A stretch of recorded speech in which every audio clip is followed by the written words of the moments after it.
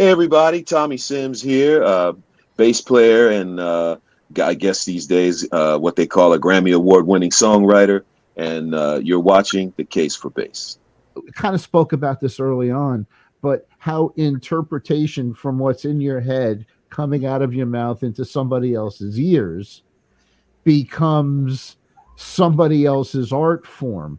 And not to push the buttons on Change the World, but the first time I reheard it, I'm going, wait, is that Tommy Sims playing bass? Because I know Nathan East plays a lot of bass parts, but I couldn't believe how many bass parts he had to play to come through your vision.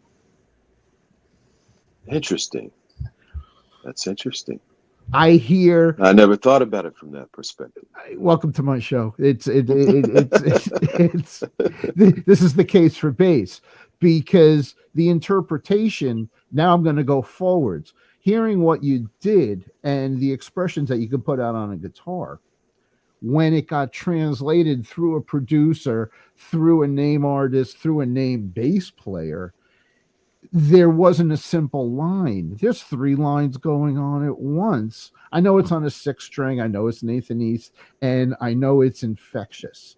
And what I'm trying to, I guess, make the point is that you laid so much into that songwriting piece that it took that much to express it on a record.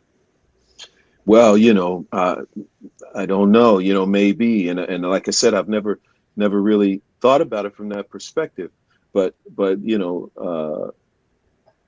that's I would say I would go to like the idea that made me as a kid dream about these moments where you could be in the studio helping to create a moment, in essence, is what you're doing, because it's something that's gonna live on forever in that in that particular form, right?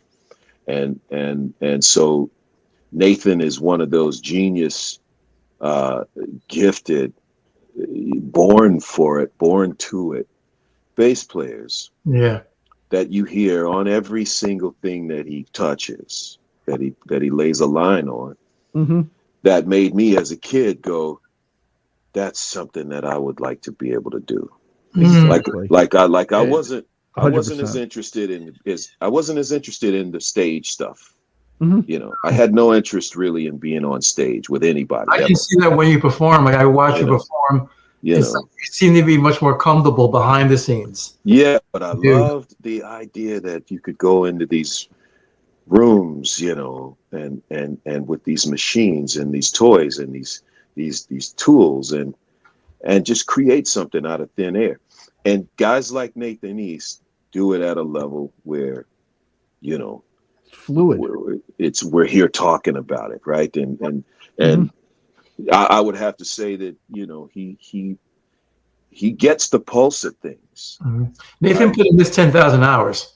Well, he gets Barry the White pulse, thought so, and he'll put it right there for you. Just right there every single time.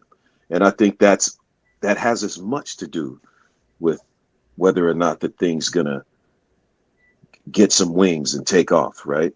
And see the light of day. When you get cats like that contribute to it. Were you surprised how many artists redid different versions of your songs? Oh, definitely. Yeah, no, I mean, I was the whole thing after that. The whole thing was a surprise.